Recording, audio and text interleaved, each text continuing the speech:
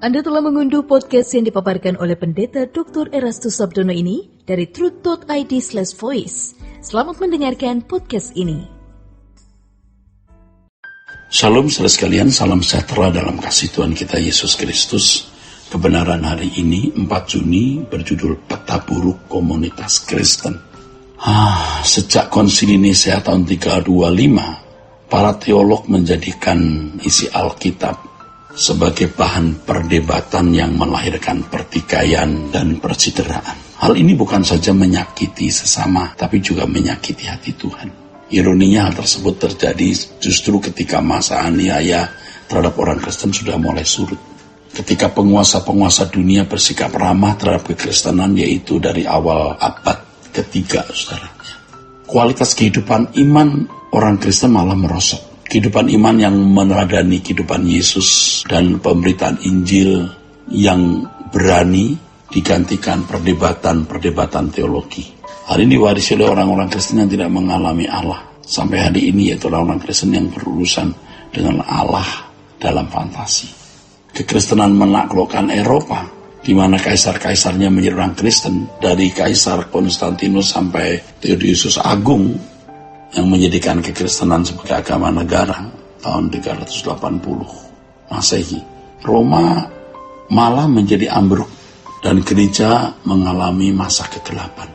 Saudaraku, ketika suatu lembaga seperti gereja atau individu memiliki wewenang untuk menentukan seseorang sesat atau tidak dan kemudian memberikan hukuman, maka itu berarti ia mengambil alih wewenang Tuhan. Jika hal menyatakan seseorang itu salah dilakukan oleh rasul-rasul seperti Paulus, kita percaya mereka adalah orang-orang yang dipercayai oleh Allah, menerima tongkat estafet dari Allah untuk meneruskan dan melegalkan ajaran Yesus.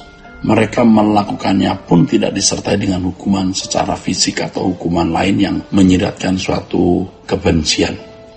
Hal ini sangat berbeda dengan gereja-gereja setelah abad ketiga itu. Teologi menjadi bahan perdebatan untuk memuaskan ambisi dan arogansi.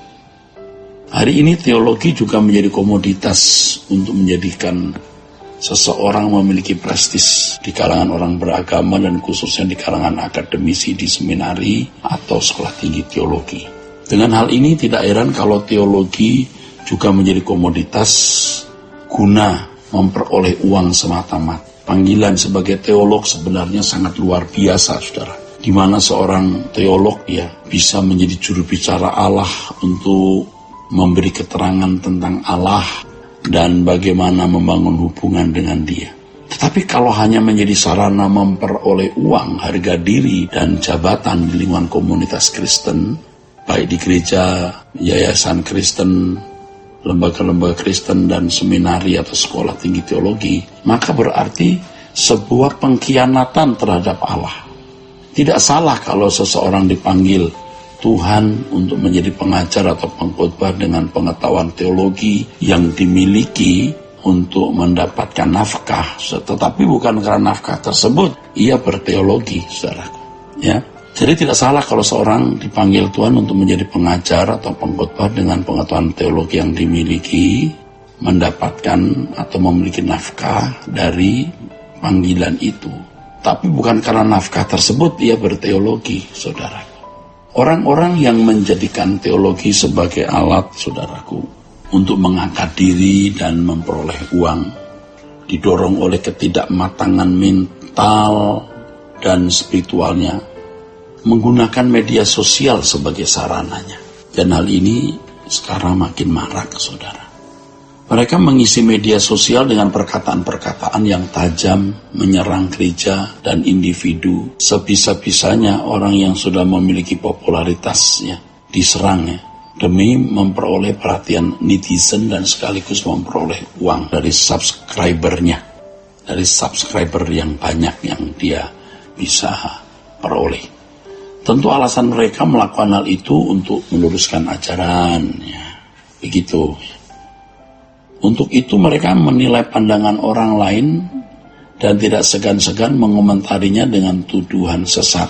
Perilaku mereka menunjukkan bahwa mereka tidak bermartabat sebagai teolog yang santun, yang kemudian memancing dan memicu orang lain pula melakukan hal yang sama. Sebagai akibatnya kepercayaan jemaat kepada gereja dan jabatan pendeta menjadi rusak.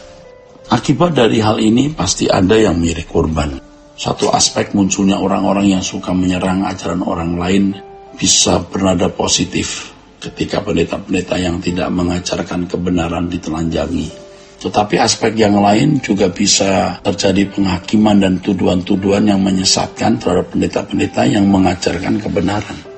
Orang-orang yang suka menghakimi orang lain di media sosial terkait dengan pengajaran menjadi lepas kendali, membabi buta, menyerang siapa saja yang bisa diserangnya. Biasanya mereka mencari celah untuk menyerang siapapun tanpa sikap teliti dan selektif. Mereka tidak memperkarakan hal tersebut di hadapan Allah, sehingga bisa terjadi mereka menyerang dan melawan orang-orang benar yang sedang dipakai Allah pada zaman ini sebagai hamba Tuhan yang benar. Sementara itu mereka yang suka menyerang orang lain hampir semua adalah orang-orang yang tidak atau kurang berprestasi dalam pelayanan. Mereka orang-orang yang pada umumnya memiliki pendidikan teologi tapi tidak menemukan perjumpaan dengan Allah. Mereka yang suka menyerang adalah haters yang biasanya tidak memiliki karya-karya nyata, kecuali dengan berani menilai dan menghakimi orang lain secara semena-mena untuk berbagai keuntungan pribadi, minimal untuk kepuasan diri, saudara. Dari tulisan dan perkataan mereka nampak bahwa mereka belum dewasa mental dan spiritual. Hal ini menunjukkan bahwa mereka terjebak dalam kehidupan Kristiani Allah dalam fantasi. Allah hanya dinalar, bukan dialami. Jika dibandingkan dengan agama lain, jarang kita temukan, walaupun tentu saja ada teolog-teolog agama lain melakukan perdebatan seperti yang ada di kalangan Kristen. Hampir tidak kita temukan mereka saling menuduh dan dengan tuduhan sesat terhadap sesama teolog mereka. Hal ini sungguh-sungguh menjadi peta yang buruk dalam komunitas Kristen, saudara. Peta yang buruk. Mestinya kita bertobat, menghindari hal ini, tidak melakukan hal ini demi kemuliaan nama Allah. Saudaraku sekalian, kiranya kebenaran yang kita terima pada hari ini memberi inspirasi yang mengubah sikap dan perilaku kita. Tuhan memberkati saudara sekalian. Sola Gracia. Untuk berlangganan renungan harian dalam bentuk cetak, silakan hubungi Truth Literatur di nomor telepon 0878 7870 7000. Untuk mendapatkan CD khotbah, MP3 renungan Truth, dan CD album lagu produksi Sola Gracia, Anda dapat menghubungi di hari dan jam kerja di nomor telepon 021 638 60953. Tuhan Yesus memberkati.